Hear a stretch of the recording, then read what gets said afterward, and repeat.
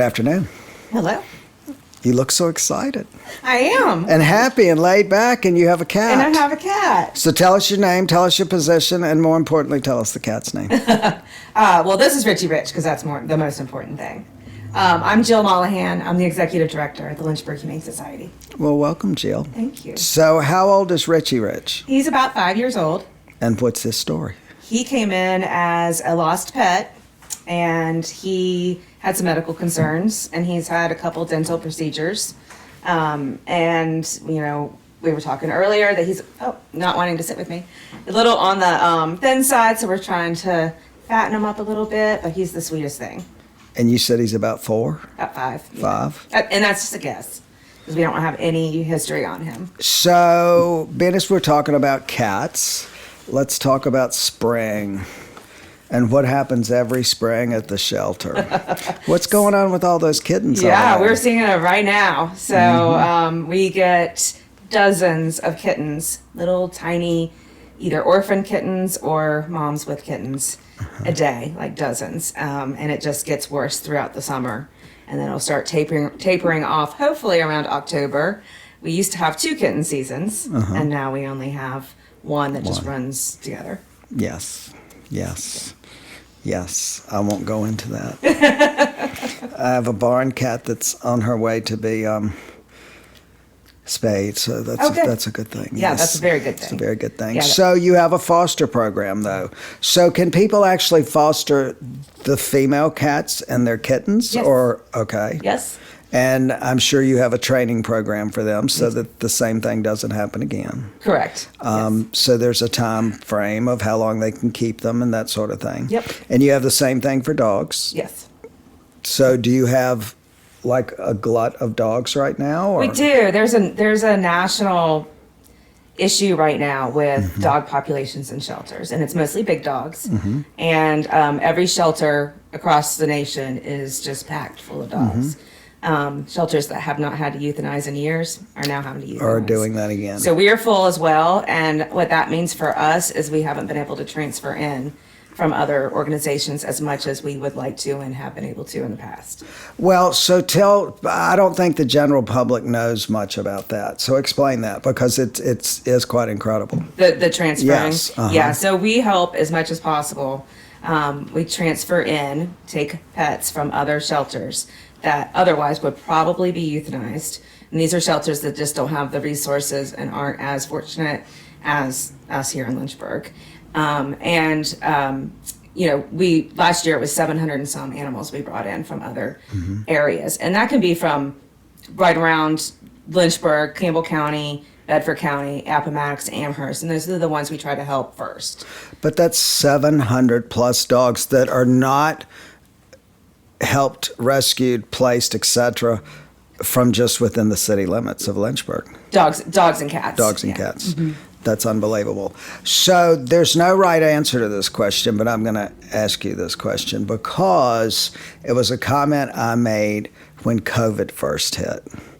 And the comment I was talking to my staff about was that everybody was going to want a dog or a cat or both because they were starting to be at home. And then as the pandemic wavered, those animals were going to end up giving up. So do you see that as a big impact or no? No, I think there's so many other factors.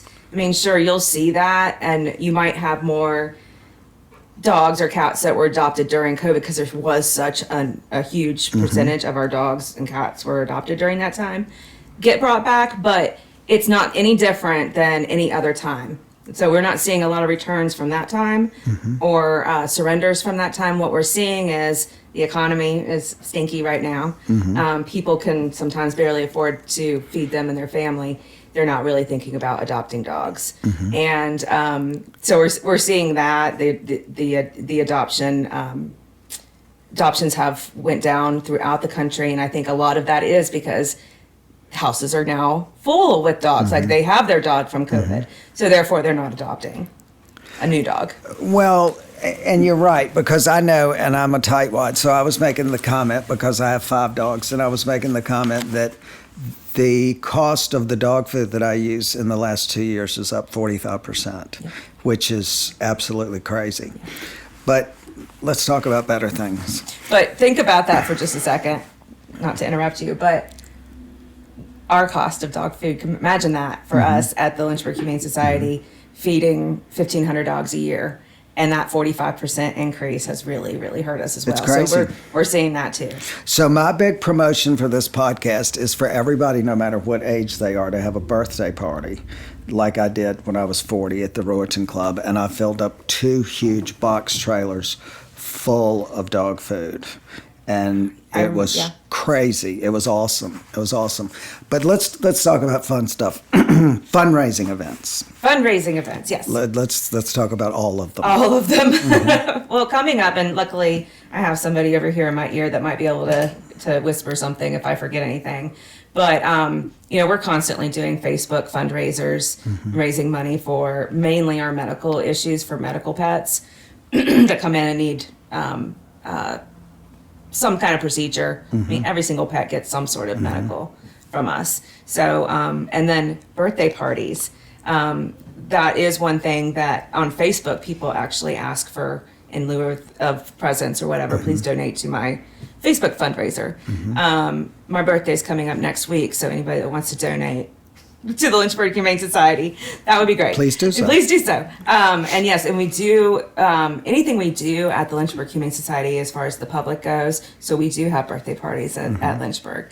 And we have training classes. All of those are actually fundraisers, as well as educational events. And then, of course, we have our biggest fundraiser of the year that just happened in March, which is our Best Friend Ball. And, we've been told that it's the best in town, the best gala in town. Yes. I'm biased, so No. we have a great group of staff, excuse me, that make that happen. And it's our biggest one. Yeah, and we plan things. We don't have anything really huge coming up, but we have things throughout the year. Like we have our calendar contest. We have I think it's starting today or very soon. The Water Dog is doing some stuff for us, and some breweries have done some stuff for us too. So I was on your website, and you have a kitten shower. Is it this Saturday? yes. So what's that about? So there's a lot of things that go on at the kitten shower, but a lot of it's educational. So we're looking for fosters, and a lot of it is it's just a lot of fun, educational, and hopefully we will raise some money and get some supplies from that as well. Okay. And what's going on with Roger? Is he still there? Roger's still there. I can't look at Roger. Oh, you can look at Roger. I have 20 Roger's acres cute. on a river, and I could have lots of Oh, Rogers. Roger but would love I that, have I'm enough. sure. Name a kitten for Father's Day. Whose idea was that? That was, I believe, it was our director of finance, Wendy King. She actually had the idea for Mother's Day, but she was a little late. So we thought, let's do it for Father's Day. So, dads are hard to buy for. So I think that's a really cute idea. Wish List Wednesday. Yeah. Who So- comes up with all this? This is amazing. It's a team effort. Y'all are some brainiacs over there. I like it. Yeah, Wish List Wednesday. We always put what we're in need of that week, and it could be treats, it could be stuff for kittens, it could be food, it could be leashes, it could be toys, all of those things that we need. I don't think the general public realizes, like, just towels and bleach. Yep, and blankets. Yes.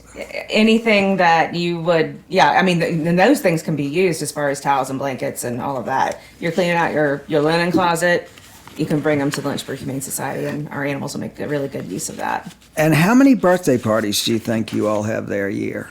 Gosh, I'm not sure, Michelle. I don't know off the top of my head. A lot. I mean, we have them almost once a week. One on every weekend. Sometimes we'll have two. That's amazing. Yeah, And so- they bring dog food and things like that instead of gifts? They do a lot of times. Yeah, some of them do. A lot of them do. And some kids just in the neighborhoods will be doing a lemonade stand in the summer, and they'll give that money to us. We had somebody as far as, I think it was North Carolina, did that for us and sent us the money. So maybe we can get Richie Rich up here and we can talk to him about some cat yoga. I'm very, I'm very interested in knowing about this. I'm not a fan of yoga, but if cats do yoga, I could probably do yoga. The cats kind of just hang out while we do yoga, and we have an instructor that comes in, and the cats are just kind of wandering around, and some of them will like get up on the back of somebody if they're doing a certain position. It's really cute and really wonderful, and we learn a lot about the cats too. Well, I have a friend in Bedford, and she has goats, and a bunch of her friends come out. They do yoga, and the goats get up on their backs. I'm not so sure about that. So, is there a particular breed of dog that you have more of, as AKA typically the pit bull? Right. Well, the pit bull looking dogs, we can never be sure if they're what they are. Yes. So, I mean, that look comes about with many different mixes. Correct. So we never try to put breeds on any dogs unless we absolutely know or it's absolutely evident. But typically we do have more of those pit bull looking like dogs in our care. Sometimes we'll end up with 8 beagles, or a bunch of hound dogs. It just depends, but pit bulls are almost always around. And talk to us a little bit, because not that we want to advertise the spay and neuter clinic, because it doesn't need any advertisement. And obviously they have finally caught up quite a bit because there was such an incredible backlog, which I'm sure there still is some now. But for me, somebody that's curious, when I was involved on the board, we didn't have other veterinarians that were assisting. But now you do, is that correct? We actually employ veterinarians. Okay. Yeah, so we don't really have... So, fun story, we had 2 veterinarians that we employed, and they both got pregnant and were out on maternity leave at exactly the same time. So that was one reason we had a huge backlog. So 3 months we didn't have anybody. We had a couple veterinarians come in from around the state to help us, but it was only like 1 day a week if we were lucky. And then I'll shout out to Dr. Saraki at the Animal Emergency Clinic. Yes, she's amazing. She came in and she did it pro bono. She came in and did a couple days at the spay neuter clinic and a couple days doing shelter medicine for us. So now we have one full-time vet. She works 4 days a week, Monday through Thursday, and she does an average of about 40 surgeries a day. And then we have one shelter veterinarian that's at the shelter. And we are currently looking for more veterinarians, and we do have one coming in July. So you actually, which is news to me, you actually have a veterinarian on staff with the shelter now. That's correct, yes. That's amazing. Yes. I mean, we have a whole sort of medical facility there that is awful, I will just be honest, because it's just scattered out throughout the building. The shelter wasn't built exactly for that, but we've made do. And we have our surgery suite is actually in a closet, but it really does the job. Like, we can do what we need to do, but we definitely are going to need more. And without giving anything away, you'll hear more about that in the future, hopefully really soon. But we have a medical center there, meaning we have everything you need that is required by the state of Virginia to have a veterinarian employed. So you have to have an x-ray machine, you have to have an exam room, all of those things. We have those things. They're just, it's just really convoluted. So when I was on the board, I was in charge of finding the land for the current shelter. That was my job. And my other job was to make everybody mad because they wanted to chop a third of the building off, and that didn't go over well. I had an impact that wasn't great, but it worked. But, we built that building. The big plan was to be able to continue the building.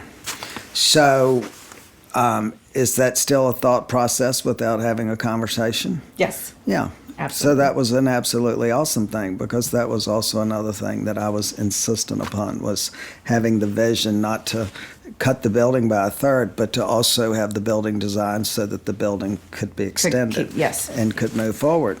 Yep, and there's a couple places that we have that it was designed that way to increase the amount of dogs we hold Yes. and put more dog kennels in. So there's like a place that's already prepped as far as just level and all of that. And then we have plenty of land to go build onto the other way as well. Yeah. Yes. So, you have, how many staff members do you have? Around between 50 and 60. And what about volunteers? Right now we're a little lacking in volunteers, but we are really lucky throughout the college school year because all the Liberty students, they like to choose us to do their mandatory volunteer hours. So we have, a couple hundred active volunteers during that time. And if you include our fosters, it just gets huge. They're really volunteers too. That's amazing. Yeah. So also, when I was looking at the website, you have new and different ways for people to donate. You have all these different naming opportunities. Tell us about those. So we have. I think you're talking about. There's so many to talk about, but we have. You can do in honor or in memory of someone, and we have a celebration garden is what we call it. So you can give money, and then you get this beautiful green glass sculpture. If you pull into our building, you see it right there on our right. It's just full of those. So that's one way. We have little programs like Keep the Lights On. I don't know if you saw that one. I didn't see that. So we just talk about, our utility bills are outrageous. Everyone's is outrageous, but Yes. yeah. So, you think about it's $8,000 a month. So just kind of thinking about those things to keep that in perspective, what it takes to run a shelter. So we try to keep that education going while we ask for money, just so they know what they're giving for. But you have naming opportunities like for cat towers. For cat towers, yeah. Okay. So we have rooms and cat towers. We actually just did a new nursery about 2 years ago. It was in the planning stages and it's really grown since then. What used to be our little retail store, we decided to use it for more animal-centric, animal life-saving reasons. And so we not built, but it was already there, but we made it a kitten nursery. And so that's still available for a naming opportunity. And yes, we have some cat towers available, I think. Then as we build on, then we'll have plenty more naming opportunities as well. And the adoption banner. Yes, the adoption banner is a huge one. If you follow our Facebook page, you'll see a lot of pictures of adoption pictures. So they're families with their new pets, and it's in front of an adoption banner, and we have the number of adoptions that have been that have happened so far this year or whatever year it is. And then it has a sponsor on the bottom. So every picture, and we have 40,000 followers, every picture has that logo of whatever business that is. And then also we tag them in all the adoption posts as well. So it's a good advertising and fundraising. So, Gilbert Grape, how does somebody find a 1-day-old kitten? How does that even happen? It happens all the time. Like, we'll just get like the singleton one kitten, and it could be a mom that had one kitten, and the mother either the cat's scratching at your on your Richie furniture. Rich. That's not good for adoption, Richie Rich. But it could be, and the mother got hurt, or hit by a car or whatever. We see that a lot. But they make noise. They know to make noise, and so they're easy to find typically when they're by themselves or even just motherless. But we always want to be sure to educate people that just because a kitten doesn't have a mother with them right that moment, that doesn't mean they don't have one. And she's just scared or out to find food or whatever, and we don't want those kittens because they have a mother, and we need to get the mom because it's not good for them to be away from the kittens, and it's also not good to leave that mom out there unspayed. Correct. So who feeds a kitten that's 1 day old? Fosters. Yeah. I mean, what, every 2 hours Every at first? 2-3 hours. Yep. And so they're fed with a bottle, and it's a really it's such a great way to give back, and it's really satisfying to foster bottle babies. And then when they're 8 weeks old, then they come back and they get adopted, and you kind of see what you did. You really save a life when you do that. Yeah, to say the least. So, other animals, any other animals? I know I got suckered into parakeets, and I had about a dozen in my bedroom, Oh my guest gosh. room at one time. That was something else that the past executive director introduced me to, who shall remain nameless as we have this conversation. Yeah, so I know everything there is to know about parakeets. So what else do you see come through there? So we've had hamsters, gerbils, rats, mice, hedgehogs. Back in the day, we had a chicken or two. Mm-hmm. We've had pigs. Real pigs or potbelly pigs? Well, I mean, they're real pigs, but I mean, right, yeah. You mean like couple were really potbelly, big pigs? and I think a couple were real pigs. Real pigs that were started out as pets, and then that didn't quite work out for whatever family they were with. Where do you house a pig there? The pigs we can put in one of those rooms in our adoption hallway where we keep our dogs. So we that's what we've done in the past, and they've been adopted. So any snakes roaming around? no, so we don't take any reptiles or amphibians. We don't have the expertise or the right housing for that, and I'm okay with that. I was checking to see if I could come back by there at all, and if you have any snakes or reptiles, no, I wouldn't come. Yeah, no, you got to come. So other than utility bills, food, the vet, what are you and your staff? What are your biggest challenges on a daily basis that people can help you with? What are the things that you need the most help with? So we need volunteers. That's probably one of our biggest things right now. And we're really starting to try to grow our volunteer program so that we have those volunteers that come every single day. We used to have that before COVID, and then those volunteers they didn't come back. And we had some fabulous ones. And we need dog walkers. And so we're putting together a dog walking program, because obviously walking a shelter dog isn't necessarily like walking your own dog. You don't know the dog. You don't know their background or anything. So we have to, of course, train on that. But that's one of the biggest needs. And of course, financial, donations is always a huge need. The amount of medical care we give to each pet, but also the ones that are really in need. We believe that if we can do it, we want to do it. We want to save them. And that costs money. But just as far as like vaccinations, I mean, it's a lot. That's tens of thousands of dollars each year that we spend on that. So. Well, you were talking about food earlier, but the other thing is the cost of vet care today makes it, quite frankly, almost impossible to have more than one dog. I know that when I take my 5 dogs and my cat, I mean, I feel like I have flown to Europe and back by the time I walk out the door. Yeah. It's crazy. It's absolutely crazy.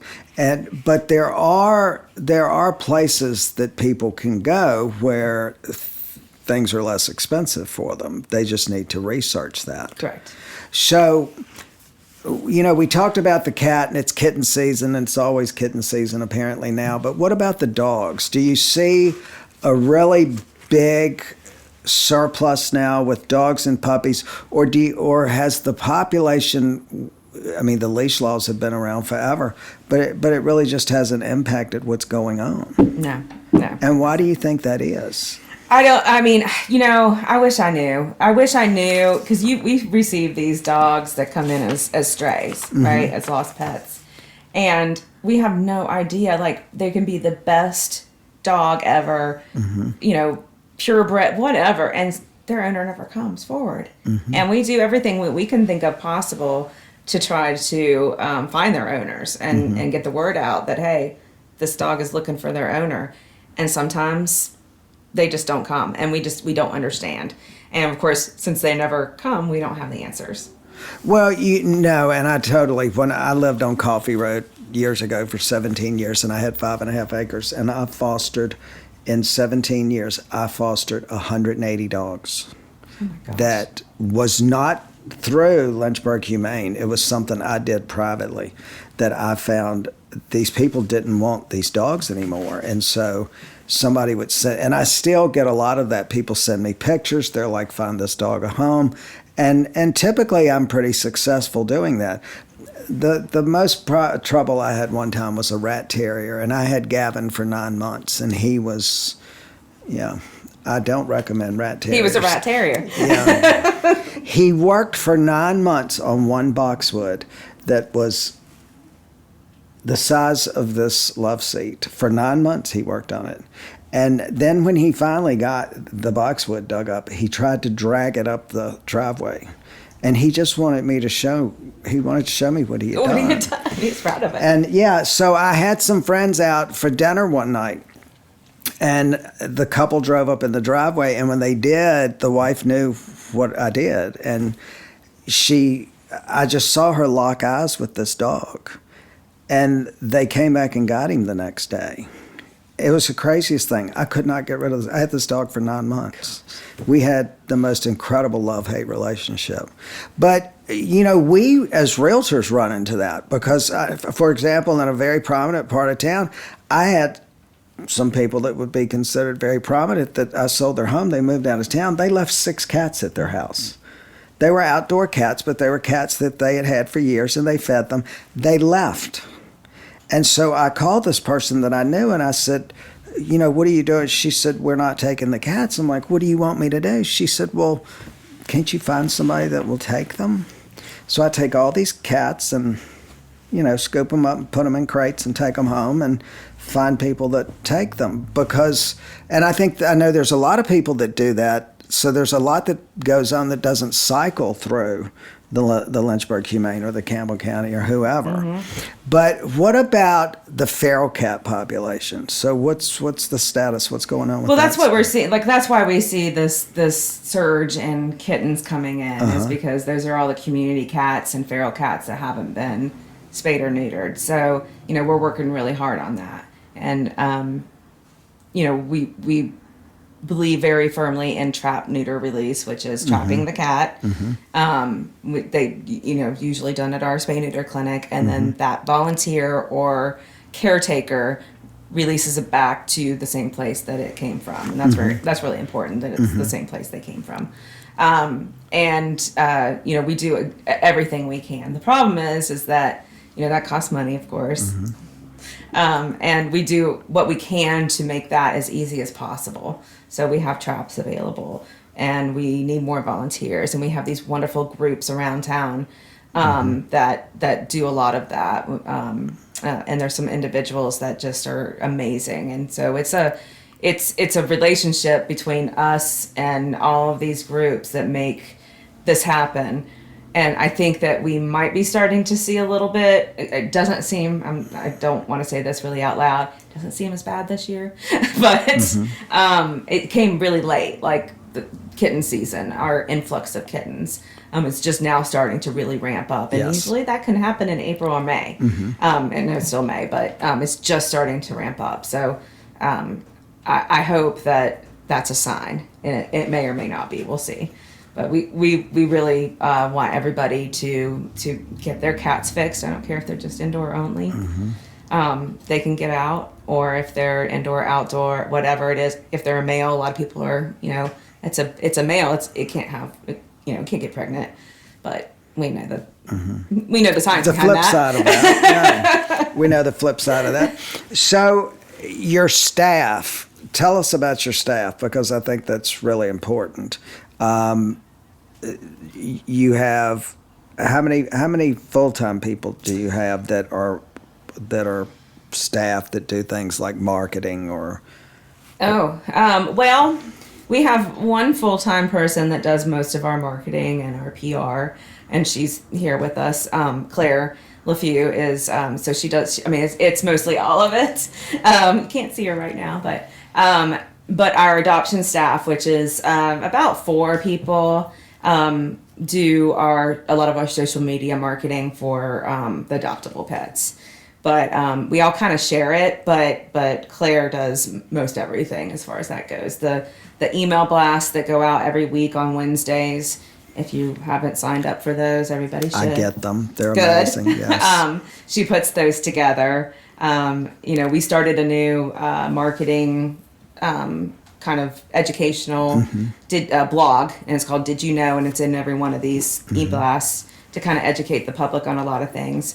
And that is a team effort. So that's almost everyone, and especially our managers put that together. So basically it's one person, but we do have a lot of little hands in there too, as far as the PR and marketing goes. And so the board of directors, and I was running through the board of directors, who are just a group of absolutely awesome people. Absolutely. Awesome people. I know that building that building and raising the money was huge, but the ongoing making sure the costs are taken care of and everything that needs to be done, it's overwhelming. It's absolutely overwhelming. So as far as, are there any other ways that the public in general can help you all? Or I mean, if you had 3 wishes that people, other than spay and neutering their, that was my big one, of course. They're animals. I'm not going to let you have that one. What would it be? Spaying and neutering, of course. I know you told me I couldn't have that one, but I'm going to say it anyway because it's worthy of repeating it. But fostering, volunteering, adopting, and donating. Those are the biggest ones, and there are so many different ways you can do that. And I mean, donating can be monetary, of course, but it can be supplies. It can be your old towels. There's a lot of things it can be.